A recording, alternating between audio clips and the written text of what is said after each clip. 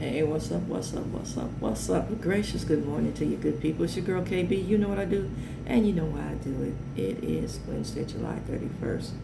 I said it was Tuesday, I think, in the first video. No, it's Wednesday. It's the last day of July.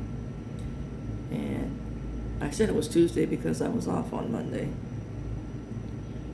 Amen. So I'm a day behind.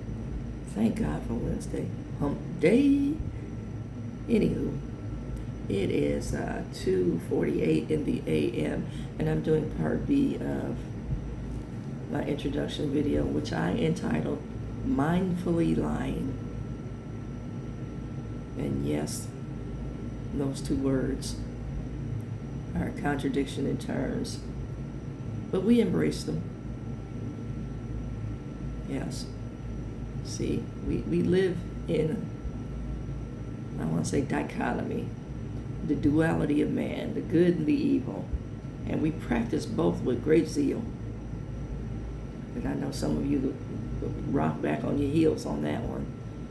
And no,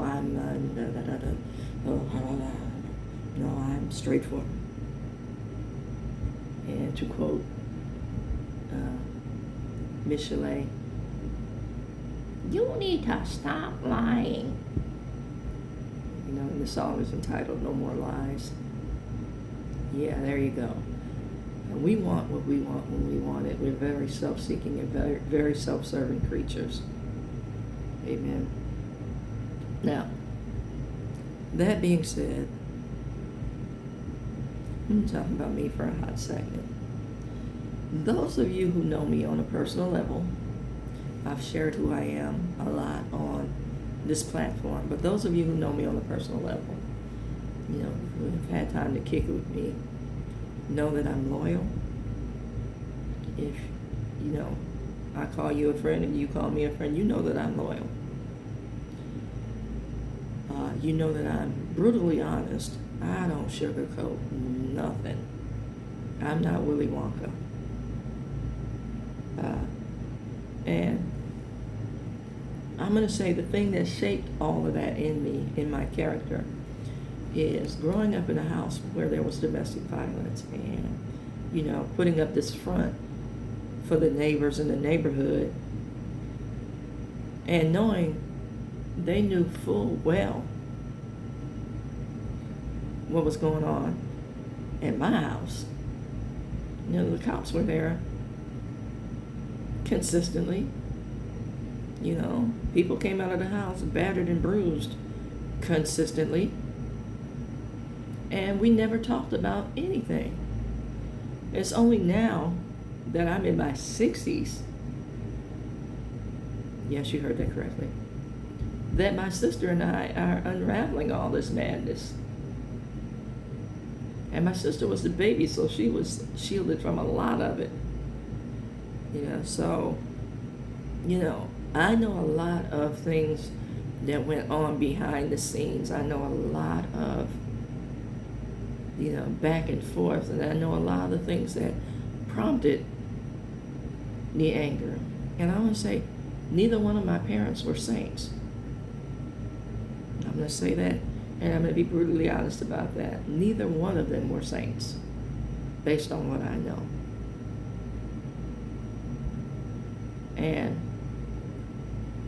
I do want to say, however, that my mother did the majority of the parenting. I want to say my mother did all of the parenting. My mother showed up as a parent, you know, and many times I've heard the sentence, I'm not one of your little friends. And she went on to parent, you know, but in the recesses of my mind, all the things that I've experienced,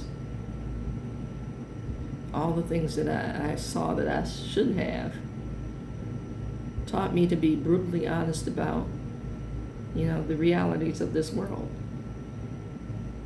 And I want to say, even when I was active in my sin, I was brutally honest about what I said, what I did, and, you know, I would invoke the words of my grandmother. If you're ashamed of it, you don't need to do it, and you don't need to be it. So I will cop to my stuff. Bottom line, I will call yours out, and I will take ownership of mine. That being said, a while back I was accused of something, and then when I confronted the person about the accusation, they never brought it to me. They never flat out said, you did X, Y, Z. They only did it one time, and when I responded, they didn't like the response because they had made up in their mind that I had did what they accused me of. So, that was the instance that shaped, how I was approached in the questioning. So, then when I was accused of something and it got back to me, I knew where it came from because the person that said it felt victimized. Hey, why is this going on? Why is this getting back to me? And you're the only person that's mentioned. Oh, I don't know. They must have, I don't know. That was the response I got. It was basically, I don't know, which irritated me, and my thing is, if I said I was going to do something to you, it's going to be to you, not anything on the fringe. You're going to know that I did it. I don't sneak around. I'm not stealth. I'm not one of the shadows. That's not what I do. That's not how I operate. Like I said, if I say I'm going to do something, you're going to know that it was me because I'm going to come to you and do it or say it. And like I said, anybody that knows me knows that is my character. So, that being said, if anything happened to you or to yours or to anything that you have, that you possess, and I didn't speak it, or you didn't see me, it wasn't me. And, I stand on that. I stand on that. And everybody knows. I will clearly say, yeah, I said it, or yeah, I did it. And I will tell you, it's not for you to speak on. It's between me and whoever I am speaking to. See, I know how to handle mine and address situations head on. I know how to communicate. You may not like what you hear, but I know how to communicate. So, getting back to mindfulness, am I in the practice? What is my intention? What is the attention? And was I kind? Not always.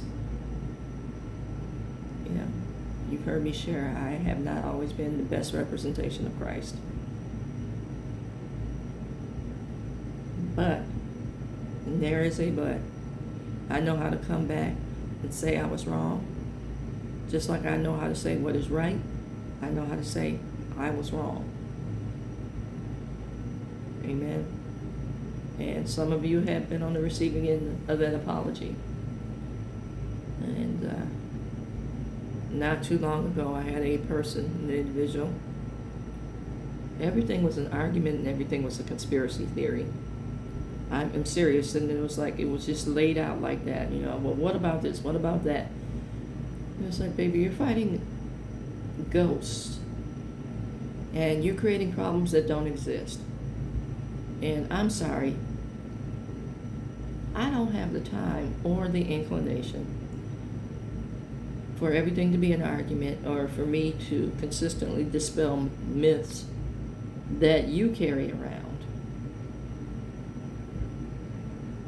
You know? And when I said that, the individual stopped talking to me. And I stand on that still. You know, get the help and the healing that you need,